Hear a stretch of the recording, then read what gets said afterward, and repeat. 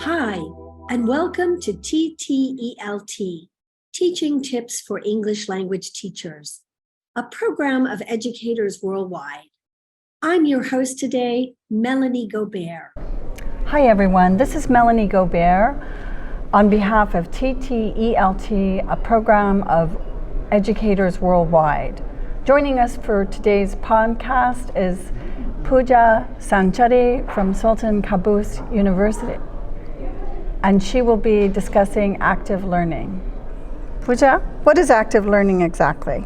Thank you for having me over, Melanie. Active learning actually refers to the concept of engaging students in their learning process through discussions, through role plays, just making sure that they're actually involved in the curriculum. They're kind of involved in their own learning process. So that's the idea that's being taken forward these days, exclusively at university courses and tertiary level education, because it has been realized that most of our classrooms did not provide the environment where students could learn actively, and their learning would become very passive through lectures and through very long sessions. And especially in language learning, I think it's really important that students feel involved. They realize what's the content like, why they're learning what they're learning, and actually take the onus upon themselves more than on the institution or the teachers.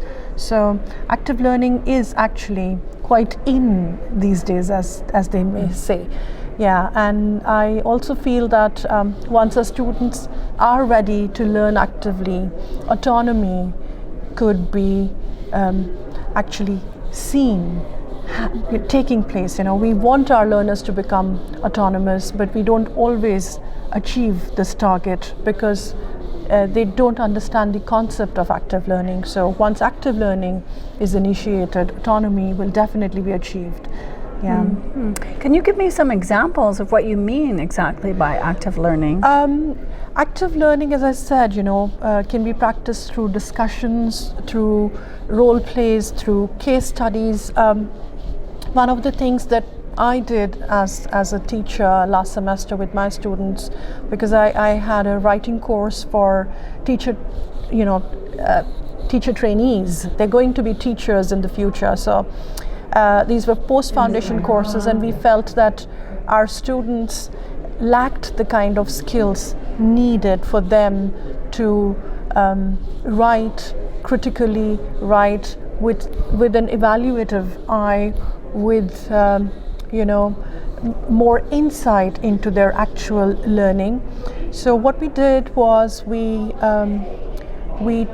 taught them the concept of identifying relevant ideas, identifying the difference between finding a relevant evidence from the text to support a particular argument and just summarizing the events of a story.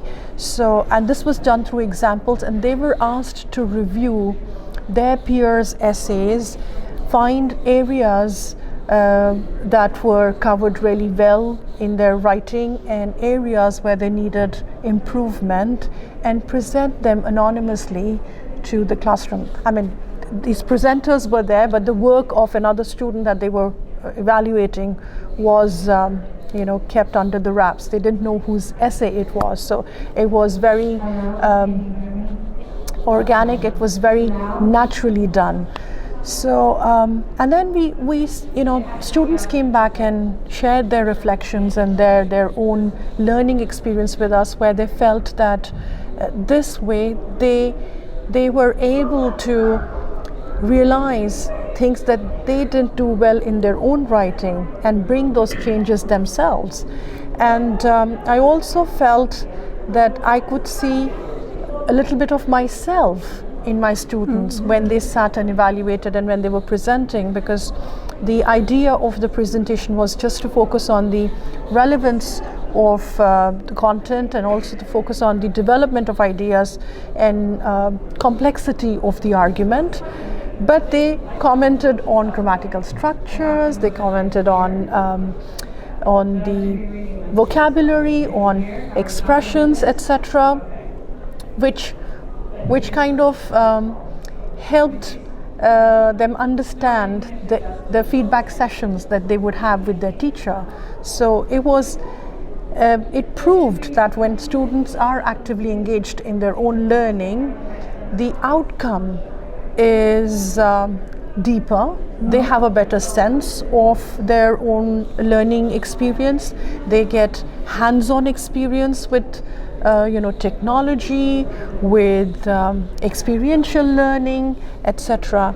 Another example could be when we allow our students to have forum discussions with other students, wherein they are given a subject to prepare as if they were experts on the subject and share their knowledge with other students. And similarly, other students could have expertise in other subjects, and then they could have discussions and take them forward for the purpose of learning, not just for the purpose of interrogating each other and just checking boxes, but actually enjoying their own learning experience, becoming more self-motivated, becoming developing their collaborative skills, developing their higher order thinking skills, and actually applying the knowledge of the classroom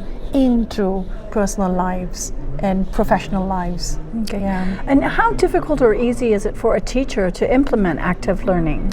I think it's very easy, and I don't want to make it sound like no preparation is needed, but definitely, as experienced teachers, we all kind of probably use certain techniques, but we are not really aware how to plan it in a way that students themselves realize that they are actively engaged. We all have group works, pair work, activities in our sessions. We always have some sort of reflections with them. We have writing assignments where we ask them to peer edit.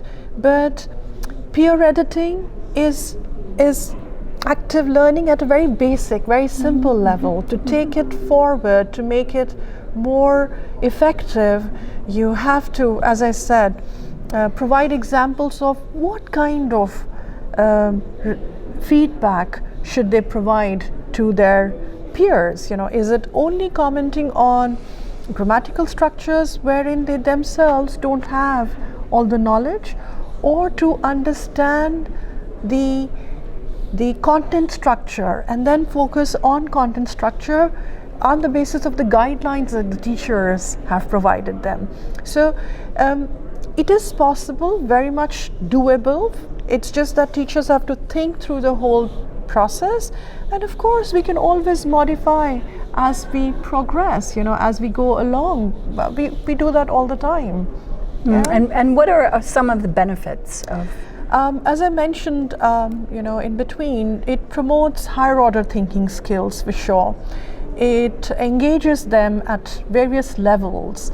Their understanding of the concept is deeper than, it would be if they were learning passively, because now they don't only learn and absorb, they also apply.